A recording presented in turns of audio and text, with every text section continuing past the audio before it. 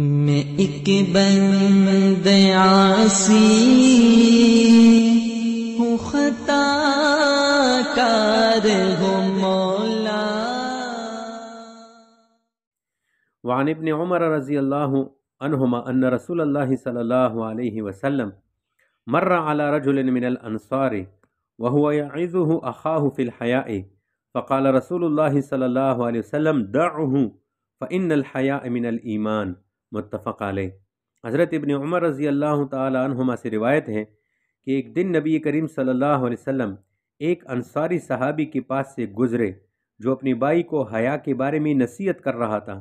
تو رسول کریم صلی اللہ علیہ وسلم نے اس سے فرمایا کہ اس کو کچھ مت کہو کیونکہ حیا ایمان کی ایک شاخ ہے۔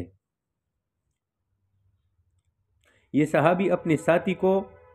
حیا سے ڈرا رہا تھا کہ حیا کرو گے تو کچھ نہیں پاؤ گے، علم سے بھی محروم رہو گے اور رزق سے بھی محروم رہو گے، نہ دنیا کے رہو گے نہ آخرت کے رہو گے۔ حضور علیہ السلام نے اس سرزنش کرنے والے کو منع کر دی اور فرمایا کہ ایسا مت کرو،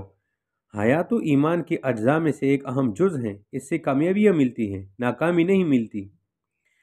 تو اس حدیث سے معلوم ہوا کہ اسلام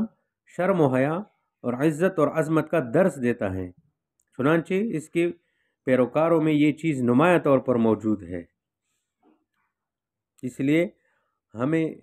چاہیے کہ ہم حیا کی صفت کو اپنے اندر بھرپور